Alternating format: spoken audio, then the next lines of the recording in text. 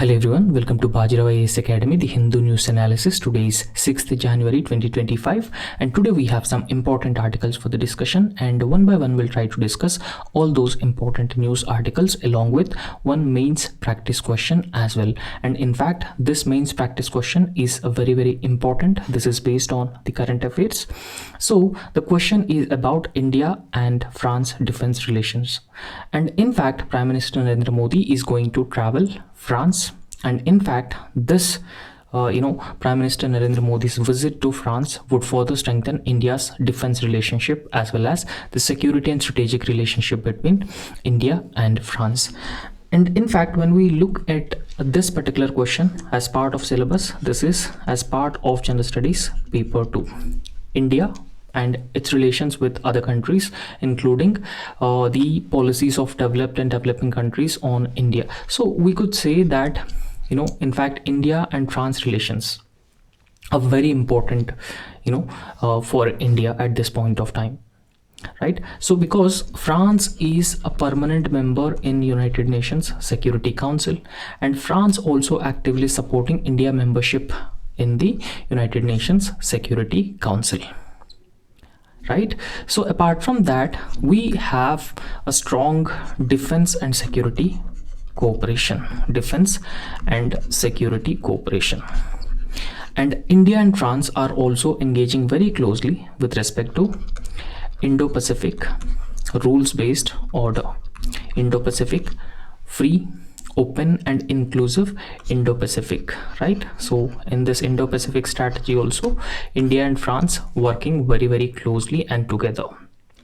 And ahead of Prime Minister Narendra Modi's Paris trip, Rafale fighter jets are France-based fighter jets that we have acquired, and Scorpion submarine deals that would reach the final leg. And in fact, that would substantially boost India's defense and the security, capabilities. So if you look at the question says that India and France defense cooperation is a cornerstone of their strategic partnership. With France, we have a strong defense partnership. So discuss the significance of defense ties between the two nations and their impact on India's security. And you could briefly describe India and France relationship, and after that you could write how India-France defense cooperation is considered as a cornerstone of the strategic partnership between these two countries. And then you need to discuss the significance of strong, robust defense ties between the two nations and its impact on India's security as well. So this is how you could actually divide this particular question into different component parts. And after addressing all these parts with the relevant content, you could write the conclusion in the answer. Now, in the introduction, what you should actually write in the introduction, as I have already told you, that you need to briefly describe India and France relations. So India and France defense cooperation is generally considered as a cornerstone of strategic partnership between both these countries, because both India and France have been enjoying a strong military collaboration, right? So they have very strong and close military collaboration, and in fact both India and France very often conduct military exercises such as Varuna. So Varuna is a joint military exercise between India and France, and apart from that we have been procuring defense equipment from France as well. For example, Rafale fighter jets that we have procured from France, and apart from Rafale fighter jets, we are also planning to procure Scorpion class submarines as well, and those submarines will substantially increase India's naval warfare capabilities, particularly in the context of Chinese increasing influence, increasing presence in the Indian Ocean region, because in Indian Ocean region, India is generally known as a net security provider, and not just net security provider, and India also maintains its strong dominance and presence in the Indian Ocean region. However, China, through its string of poles policy, right? So this is the policy that China has been following to contain India within the Indian Ocean region. However, growing presence of Chinese Navy in the Indian Ocean is particularly a concern for India's interests in the Indian Ocean region as a net security provider, because China's presence is actually challenging India's net security provider status. So therefore, India's naval capabilities are very, very important, and France plays a very important role in further strengthening India's naval capabilities. And this robust cooperation not only strengthens defense capabilities of India, because India is one of the major defense power. But the problem with India's defense status is that, or the problem with India's security, India's defense, so we don't have adequate technology, we don't have the indigenous technology. We very often dependent on other countries to import these defense equipment. So therefore it is very important that India should indigenously develop the technology, or India should work with other like-minded countries like France for the technology transfer, particularly in the area of defense. However, in several areas, France is ready to transfer crucial technology with respect to military and defense, and that's where we could say that India-France relationship can be considered as a cornerstone of their strategic partnership. And in fact, the strong India-France partnership is not just crucial and important for both these countries, but it is also a very important for the regional stability. Particularly, the region has been experiencing the growing presence and growing influence of China, and in fact China is also China is also challenging the international institutions, rule of law. Particularly, Chinese aggression can be seen in the South China Sea region, right? So what is the significance of India-France defense ties? So that perspective that we need to understand, right? So what is the significance? Now, why India's relationship with France, particularly in the areas of defense, military and security, is very, very important for India? So that we will try to understand. And in fact, France has played a very, very important role when it comes to modernizing India's defense forces. Now, in fact, when we talk about the defense technologies, when we talk about the defense equipment, the majority of the defense equipment that we have been importing from Russia. So we have disproportionately dependent on Russia for the defense equipment. So however, countries like France are ready to transfer technology to India because we do not have the technology, we do not have the necessary technology. So when they transfer technology to India, so those defense related equipment can be manufactured in India itself, right? So it could also provide gainful employment opportunities, and it could also a huge game changer for India's defense and military arena. So therefore, France always playing a very important role in modernizing India's defense forces, because France already supplied Rafale fighter jets. And Rafale fighter jets have substantially increased India's air capabilities, right? So apart from that, France is also ready to transfer technology for Scorpion class submarines, and that would further strengthen the capabilities of the Indian Navy, right? So therefore, we could say that France has been providing advanced technology, and it is even providing the relevant and necessary defense equipment also.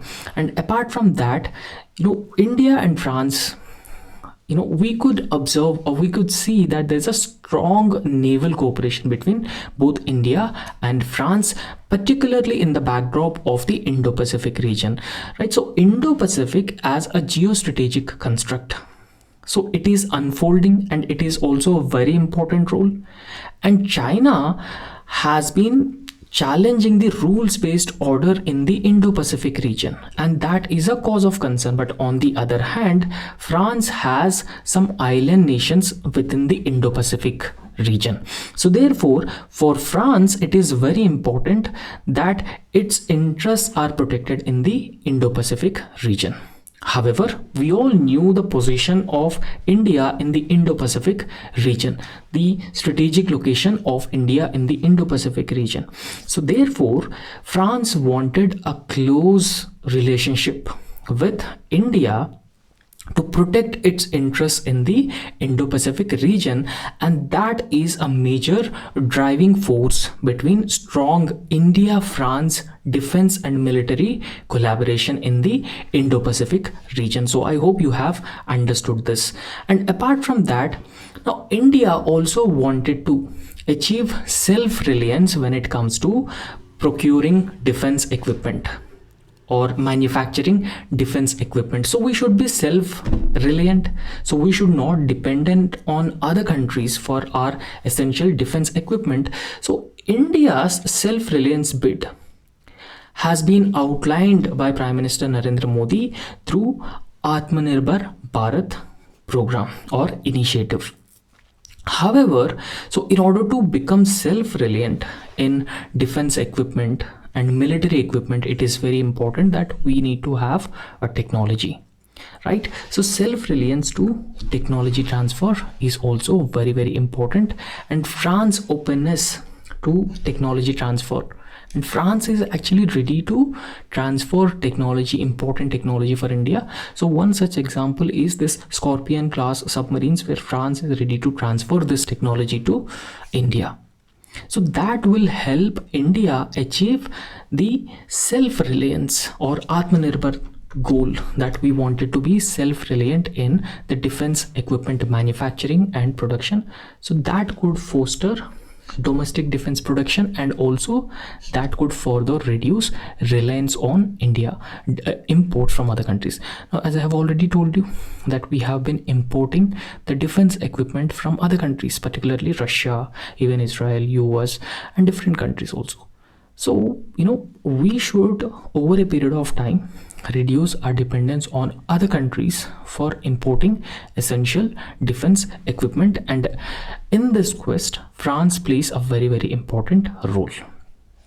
And counterterrorism is also another very important area of close cooperation and collaboration between both India and France, because we all knew that how India has been suffering from the cross-border terrorism sponsored by Pakistan, right? So therefore India always condemn any form of terrorism around the world, right? So both India and France have been collaborating very, very closely when it comes to counter-terrorism and the intelligence sharing as well, because in 2015 itself France was seen a terrorist attack on a Charlie Hebdo office.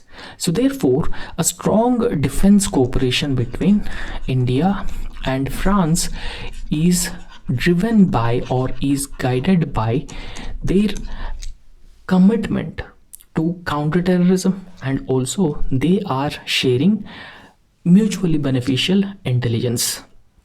So that could help these two countries to effectively deal with the threats of terrorism, right? So they are exchanging intelligence, and they are also enhancing the operational readiness against any such terrorist threats. And we have also seen a terrorist attack 26/11, right? So 26/11 Mumbai terror attacks. So Pakistani based terrorist organization is responsible for 26/11 terrorist attacks. In a similar way, in 2015 also France was seen a terrorist attack. And apart from that, France has been consistently extending the diplomatic support to India in different multilateral forums, and that is very, very important, right? So it helps in building an all-weather friendship, right? So it helps in building a all-weather partnership. Now in fact, when we talk about this, both India and France have the common vision, and they also have the shared interests, and because of that reason France always extending the support, the much needed diplomatic support to India in the multilateral forums. For example, as I have already told you, that France is a permanent member of United Nations Security Council. So therefore India is also aspiring to be a member of the United Nations Security Council. So therefore the support of the already existing permanent members is very, very important. So therefore France is one such country which has been extending the support for India to become part of the United Nations Security Council through a reform agenda, right? So that is very, very important in this context. Now, how this strong defense and military cooperation between India and France will impact India's security? So this is the second dimension of the question, and we should also understand this dimension as well, because this is also a very important dimension. As we have already discussed, that this Rafale fighter jets that India procured from France, and in fact these Rafale fighter jets substantially enhance India's air capabilities, particularly targeted attacks. So therefore, acquisition of these Rafale fighter jets from France has significantly enhanced India's aerial combat capabilities, right? So we have been facing number of conventional and unconventional threats, right? So Air Force plays a very important role in dealing with those threats, and Rafale fighter jets acquired by the Indian Air Force would substantially boost India's aerial combat capabilities, particularly with respect to maintaining air superiority against the regional adversaries. And apart from that, the maritime security is another dimension, and even power projection in the Indo-Pacific region in general and Indian Ocean in particular, because as I have already told you that India is known as a net security provider in the Indian Ocean region. And apart from that, when it comes to the Indo-Pacific, both France and India have shared vision. They have shared vision, a same vision, right? So they have same vision, and apart from that, they also have the common interests, and that has been guiding strong India and France relationship. And in fact, both India and France are regularly conducting joint naval exercises, right? So they are regularly conducting joint naval exercises, and even sale of these Scorpion class submarines to Indian Navy. And in fact, it is expected to further strengthen the capability of Indian Navy if Indian Navy acquires these Scorpion submarines. And in fact, strengthening Indian Navy's capabilities, very important and very significant for ensuring that the Indo-Pacific region, ensuring free, open, inclusive and rules-based Indo-Pacific region, because of increasing tensions in the Indo-Pacific region. And apart from that, so increased readiness for joint operations, right? So in order to further strengthen the interoperability between French and Indian forces, French Navy and Indian Navy, so regular joint exercises are also conducted. For example, Garuda is a joint Air Force exercise between India and France. And secondly, Varuna is a joint naval exercise between France Navy and Indian Navy. So as we have discussed, that this could further substantially enhance the interoperability between the armed forces, right? So it strengthened the interoperability between armed forces of India and France, and that would further improve the joint operational readiness. And in fact, the independence of India's defense partnership with France enables New Delhi to maintain its strategic autonomy without over reliance on any single superpower. Now, what is strategic autonomy? Strategic autonomy is a policy that India follows, and as part of its strategic autonomy, so India's actions or India's relations with any other country would be solely guided by its core national interests. So India identified certain aspects as its core national interests. So whatever India do, so that will be particularly guided by its core national interests, right? So that is strategic autonomy. So we are strategically autonomous and we are not aligned to any one single country. This is what India has been talking about, and in fact it is best described by a term called multi-alignment. And apart from that, nuclear deterrence and strategic stability in the region and beyond the region. And in fact, France consistently supported India's civil nuclear cooperation. And in fact, France is also consistently backing India to be part of the global nuclear forums. Remember that India not yet signed NPT. India not yet signed NPT, and since India has not yet signed the NPT, India is not part of the nuclear suppliers group. So nuclear suppliers group controls the transfer of nuclear technology and other important resources to the countries which are already part of NPT. Now, as of now, India is not part of the nuclear suppliers group, but France has been consistently supporting India's entry into the nuclear suppliers group. Now, India did not part of the non-proliferation treaty because India believes that it is discriminatory and arbitrary towards the countries that have recently acquired these nuclear weapons, and that would further perpetuate the dominance of existing P5 countries, and that's why India not interested to be part of the non-proliferation treaty. Okay, so therefore France is consistently supporting India's entry into energy, so that will help India use nuclear energy or nuclear technologies for the civilian uses, right? So in fact, France also plays a very important role in further strengthening India's strategic deterrence, particularly in the context of South Asia's nuclear balance, right? So in South Asia itself, there are two countries, Pakistan and India. So both are nuclear weapon states. So it is very important that India should have a strong strategic deterrence, and that could ensure the nuclear stability in South Asia region, and that is very important for the peace and stability of the region. So ultimately we could say that both India and France defense cooperation is a cornerstone of the strategic partnership between these two countries, right? So this could further substantially strengthen India's position in the Indo-Pacific region.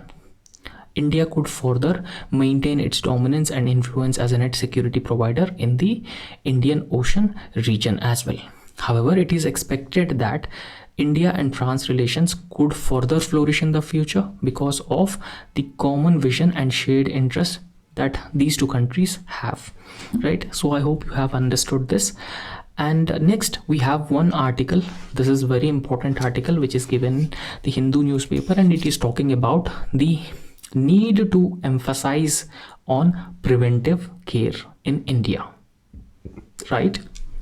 So instead of just stressing on the curative care, so why India should not emphasize on preventive care, and how it is very important for India at this juncture, and that is what is being discussed by the authors in this article.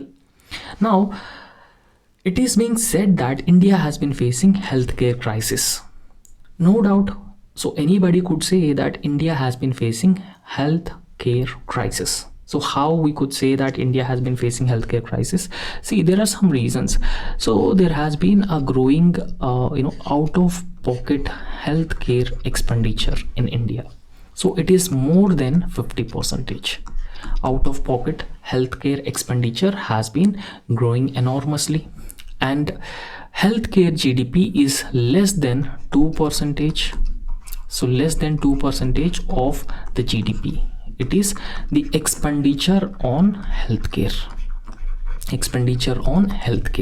and there is a growth of non-communicable diseases in the overall disease burden that India has been facing. The non-communicable diseases burden has been substantially increasing.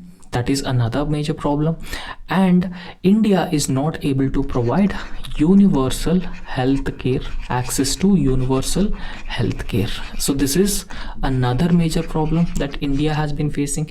We are not able to provide universal health care, and substantial presence of private sector in the healthcare. Now private sector presence in healthcare makes Indian healthcare less affordable. This is also another major thing. So it is less affordable, and we do not have the adequate number of medical workforce, particularly doctors, nurses.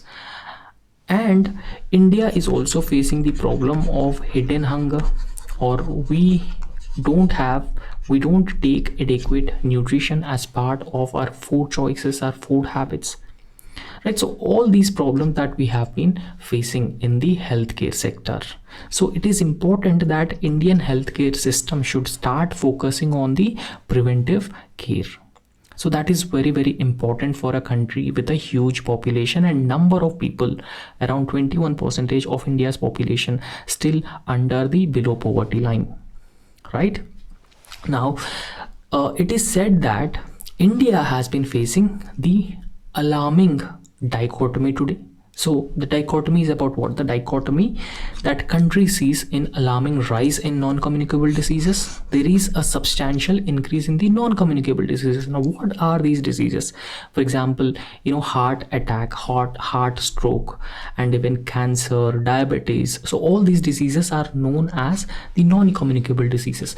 So there is a substantial increase in the non-communicable diseases, and even that substantial increase in non-communicable diseases further increasing the financial burden on the people and the government as well, and it is further crippling Indian healthcare system. So this is what the authors have been talking about. So the authors have provided us some important data, and it is very important for us to understand this data. And whenever you are writing any answer with respect to healthcare, so it is important that you just mention this relevant data.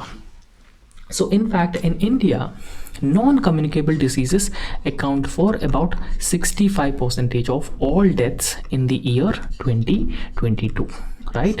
So in the year 2022, so if you take into account all deaths that happened in India, 65% of the deaths is because of non-communicable diseases that we have just discussed: heart, stroke, diabetes, cancer, so those kind of diseases.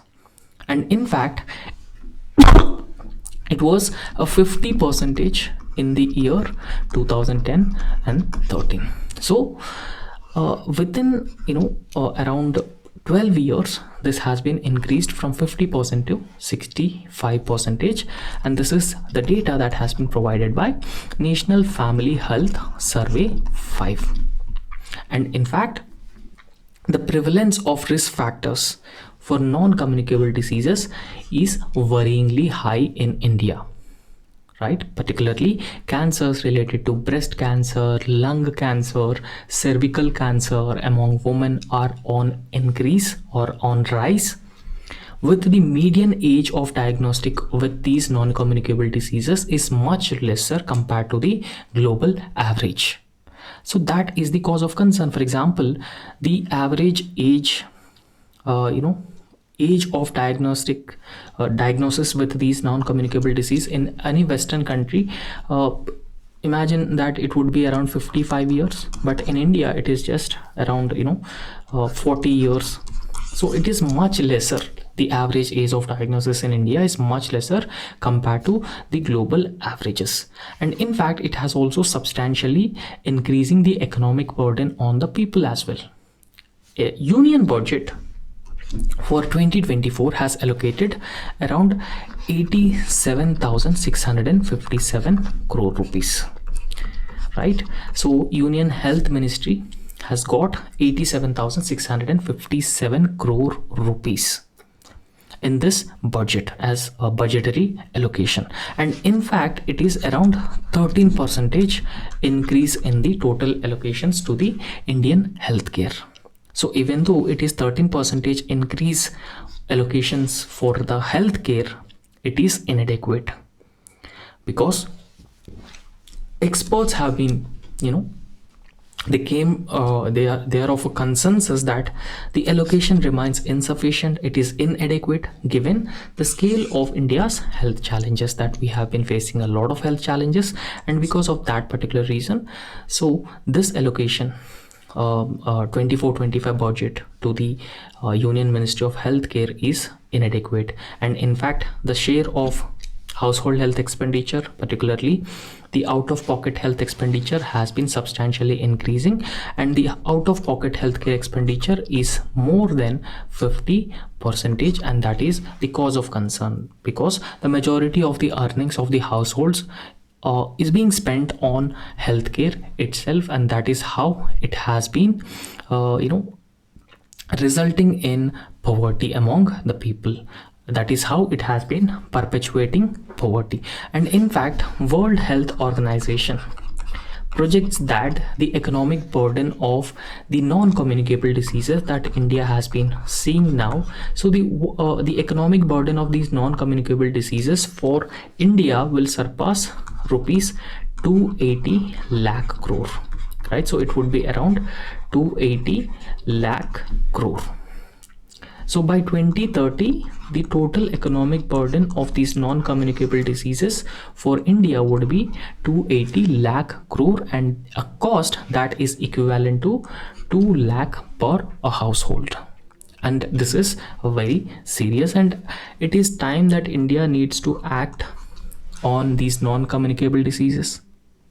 And India should also act on reducing the out-of-pocket healthcare expenditure, and India should focus on preventive healthcare. So preventive healthcare plays a very important role in reducing the burden of non-communicable diseases, that the non-communicable disease burden is on rise, right? Because in the year 2022 we have seen 65% of the total deaths is only because of the non-communicable diseases. Now in this context, what measures can be taken so that we could substantially address the problems in the healthcare sector that we have been facing, right? So in this context, regular screenings are very important. Regular screenings, particularly high risk individuals, and that could reduce the incidence of serious, life-threatening and even debilitating conditions and its resulting cascading economic and social effects on the people. So therefore, I would say that the regular screening of people who are being identified as high-risk individuals is very important, because that would help in reducing the cascading economic and social effect, and that would also help in appropriate interventions. And secondly, targeted but periodic screening investigations for individuals such as mammograms for breast cancer, pap smear for cervical cancer, and blood tests enable early interventions. So early interventions are also very important component of the preventive healthcare. But in order to intervene early, so it is important that a screening has to be done, diagnosis has to be done, and awareness has to be increased among the people. So here we could use the IEC component. So information, education and communication component has to be used. And thirdly, government earlier used to give tax incentive subsidies. Now here it is being suggested that extending tax incentives and subsidized screening. For example, when you go to a screening center, so you need to pay a much higher amount, right? So to get your screening done. But if government subsidized the screening, and government has been providing some assistance, so that would substantially reduce the out-of-pocket healthcare expenditure. And that is very important, because in India the out-of-pocket healthcare expenditure is more than 50% of the total expenditure of the households, and this is obviously a concern. Yes, it is true that to some extent the out-of-pocket healthcare expenditure is on decline, but still it is more than 50%, and that is a serious concern, right? So tax incentives and subsidized screenings and public awareness are being considered as key policy tools, and that can actually help enable this. And in fact, Finance Act 2013 was passed, right? So in fact, this Finance Act of 2013 has actually extended some tax incentives, right? So tax incentives to these screening centers. So as part of the Finance Act 2013, the Union government made efforts, it has made some efforts to encourage preventive healthcare, offering around 5,000 tax deduction under Section 80D of the Income Tax Act for health checkup.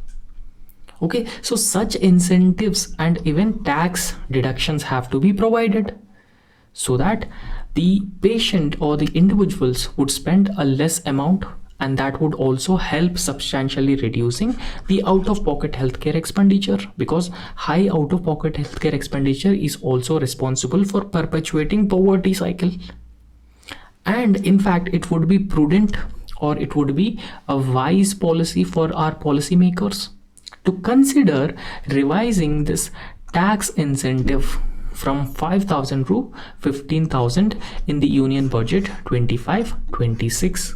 And that would be much more helpful for the individuals, and that plays a very important role in further strengthening the preventive health care, preventing the spread of these non-communicable diseases, or reducing the burden of these non-communicable diseases, right? Because it would incentivize more individuals to come forward and they could undergo the preventive health checkups, and thereby potentially saving the nation several thousand of crores in future healthcare costs, right? So it would of course have a cascading effect on the government finances, the fiscal burden on the government, and it also has a positive impact on the social well-being of the people and health of the people.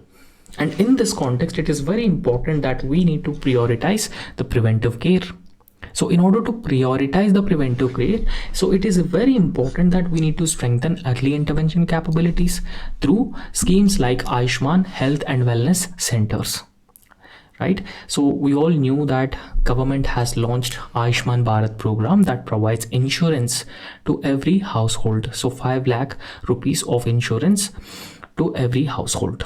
Now, as part of the Ayushman Bharat program, the government has also established Ayushman Health and Wellness Centers, including Ayushman Health and Wellness Centers, and those centers can be used to strengthen the early intervention capabilities, right? And apart from that, it is very important that we need to enable risk-driven targeted screening using artificial intelligence enabled imaging modalities to offer a lower cost screenings at a scale. And even the increase in tax deduction limit, so that could further incentivize the people to complete the comprehensive checks.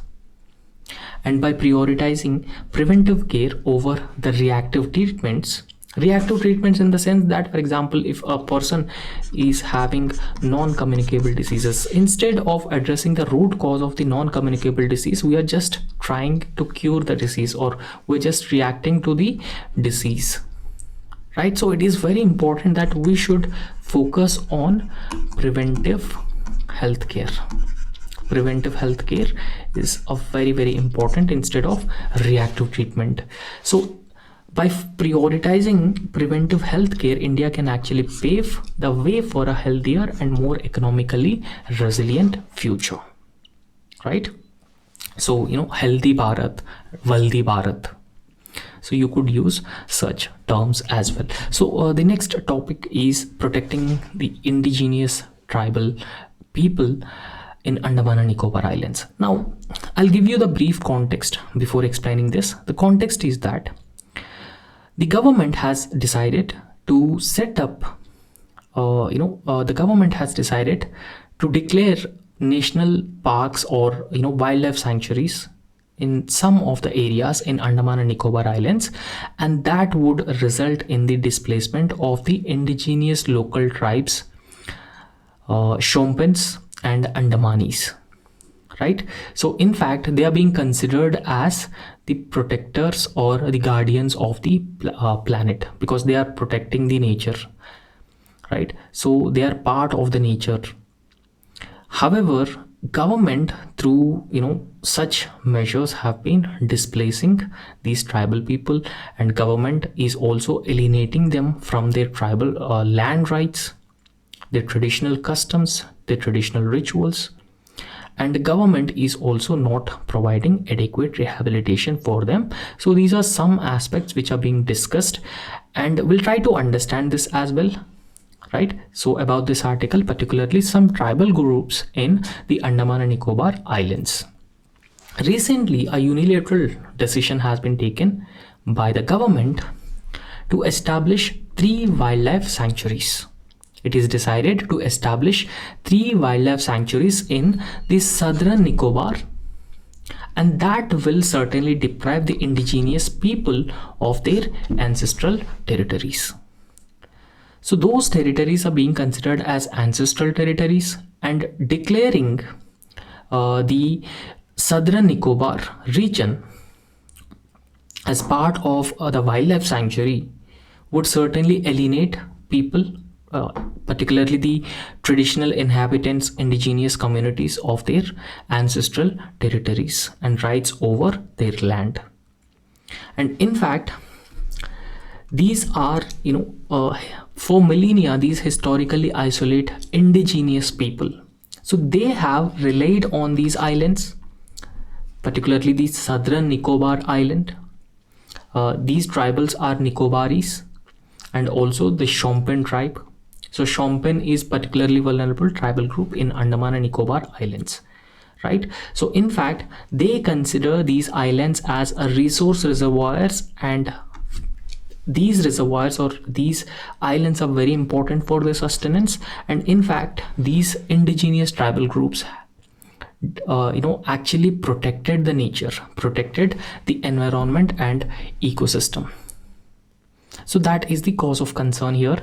And in May 2022, the Andaman and Nicobar Island administration has issued 3 public notices, right? So it has issued 3 public notices in May 2022, and these public notices have been mentioning or announcing that the Andaman and Nicobar administration is going to set up or is going to create 3 wildlife sanctuaries.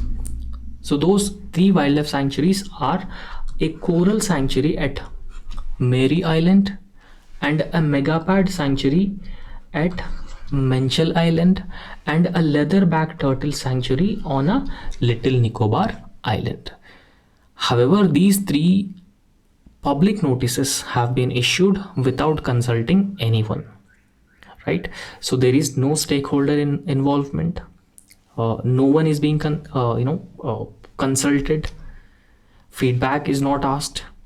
But it has issued 3 notices and mentioning its intention to create 3 wildlife sanctuaries.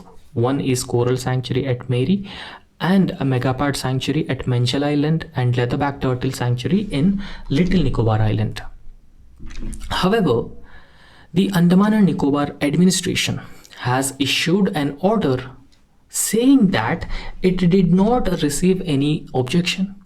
Once it issued a public notice, it did not received any objection or any claims from any individual or any group regarding the land and marine areas within these 3 proposed sanctuaries, right? So no one objected to this public notices, which outlines our intention to create 3 wildlife sanctuaries. So this is what the Andaman and Nicobar administration has been saying. But however, on the other hand, some environmental groups and conservation activists have been claiming that it would lead to the displacement of indigenous people who are living in these areas if government go ahead with setting up the wildlife sanctuaries. So it is very important to protect their traditional cultural rights. So tribals should not be alienated from their indigenous rights, because they have rights over their ancestral property, ancestral territory. And if they are being displaced, so they would also face the threat of extinction. Their numbers would further decline. And in fact, approximately 1200 southern Nicobaris, so they are inhabitant of Patai Takuru, so that is a Great Nicobar Island, and Patai Tabi, so that is Little Nicobar Island, holding the traditional rights over both inhabited and ostensibly uninhabited islands, right? But the administration has been saying that we have received no objections. We have received no claims from any individual, any group. But Southern Nicobari tribal group actually have rights over these inhabited and uninhabited regions in the Andaman and Nicobar group of islands. And in this image, you could see there are some important tribal groups in the Andaman and Nicobar Islands. So we all knew about the Sentinelese, uncontacted tribe, and Onges, Cherewas, Great Andamanis, and even Shompens and Nicobaris. So Shompens and Nicobaris are tribal people of Nicobar Islands. And here Shompens are particularly vulnerable tribal group and they belong to the Nicobari Island. However, on the other hand, in Andaman Islands, Sentinelese, Onges, Cherewas, and Great Andamanis are the other tribal group. Okay. Now, so how it would lead to a great ecological disaster? So that is what we should understand here.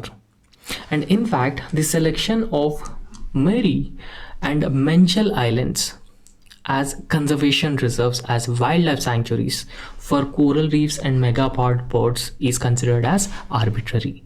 So they are claiming that this is arbitrary measure because the announcement of wildlife sanctuaries is also coincided with the government's denotification of Galatea Bay Wildlife Sanctuary for rupees 72,000 crore mega project on Great Nicobar.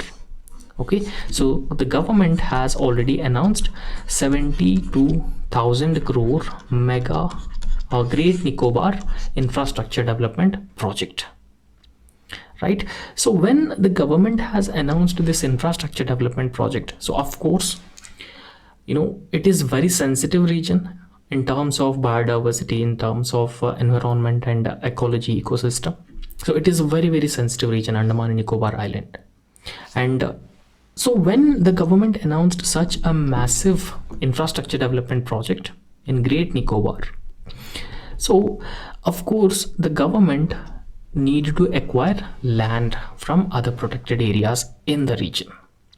So what the government has done, government has denotified the Galatea Bay Wildlife Sanctuary so that this project can be taken up without any issue. However, when government denotified the Galatea Bay Wildlife Sanctuary, the government's intention was to, substantiate this loss by announcing new wildlife sanctuaries, and that's how the government has announced 3 new wildlife sanctuaries. However, these 3 new wildlife sanctuaries will lead to the displacement of the indigenous tribal communities who are living in these areas. For example, the Shompens, particularly vulnerable tribal group, and the Southern Andamanis. So this will devastate about 8 to 10 lakh evergreen forests. Particularly this mega project in Great Nicobar will devastate forest, and it will smother and gouge out scores of coral reefs, it destroys the coral reefs along the Galatea Bay, because Galatea Bay Wildlife Sanctuary is notified to implement the mega project on Great Nicobar. And it will also destroy the nesting site for globally endangered leatherback sea turtle, and it would also devastate hundreds of nesting mounds of Nicobar megapods as well, and it will also kill as many crocodiles as possible. So this is the cause of concern with the Great Nicobar infrastructure development project. And in fact, the opposition political parties are also strongly raising demand that the government should actually review this project so that the damage to the environment, the damage to the sensitive ecosystem could be minimized. However, it will uproot 3 to more settlements of the Shompen. Shompen are a particularly vulnerable tribal group, and permanently destroy their foraging and even the hunting grounds. So that is the main concern that is being raised by declaration of 3 new wildlife sanctuaries by the Andaman and Nicobar administration. In the next article, so avian influenza, another major disease. So avian influenza outbreak has killed 3 tigers in Maharashtra.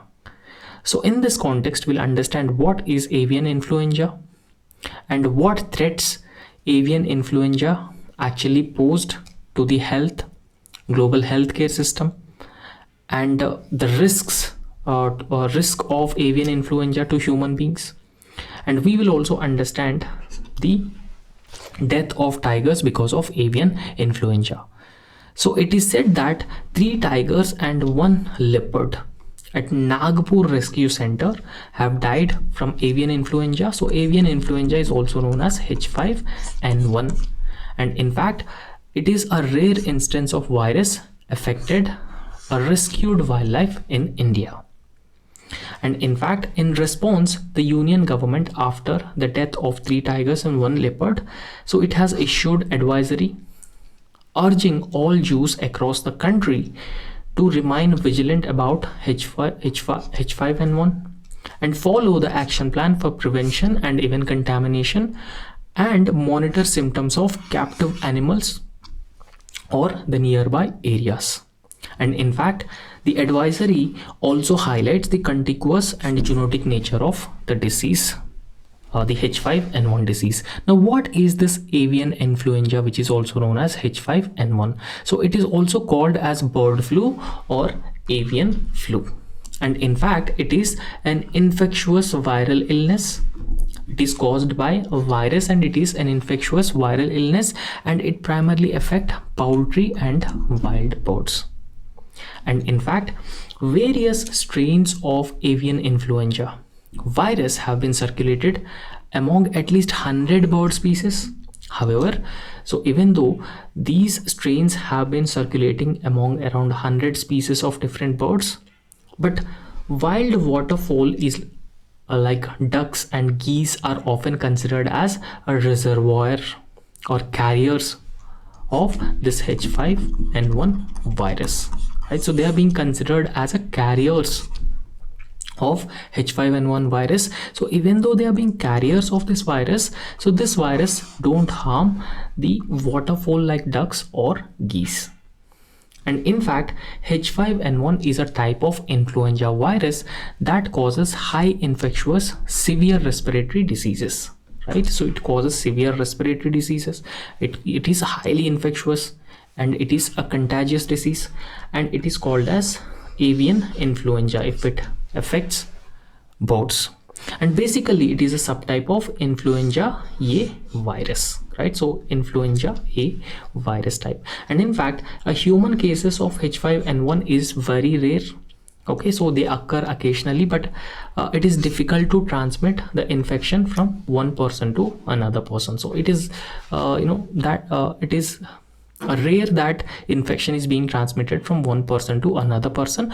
But whenever any individual comes close contact with the already infected birds, so there is a greater chance that that individual would be infected with the avian influenza.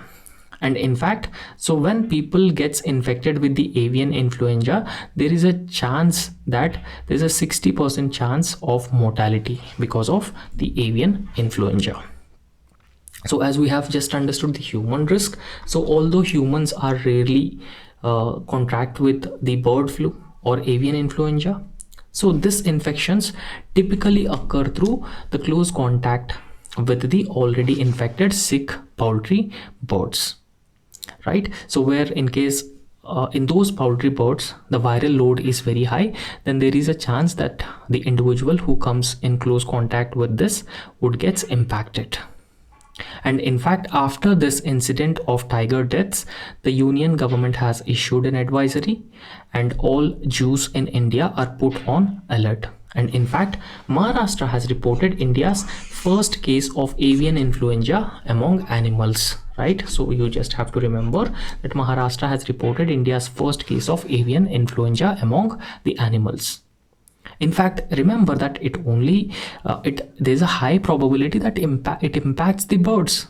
But Maharashtra, you could see that avian influenza has also started infecting the mammals. So it is generally felt that a poultry bird which is being given a chicken, a poultry chicken, which is feeded to the tiger, might have infected with the H5N1, and because of that reason it was contracted to the tiger, and that actually lead to the death of a tiger. And in fact, 3 tigers and 1 leopard have succumbed to the virus at Nagpur Rescue Center in late December 2024. And this marks the first instance of bird flu crossing the species barriers in India. So generally it is felt that the bird flu only infects birds, but for the first time bird flu has actually crossed the species barriers, and it has started infecting the mammals as well, particularly the animals.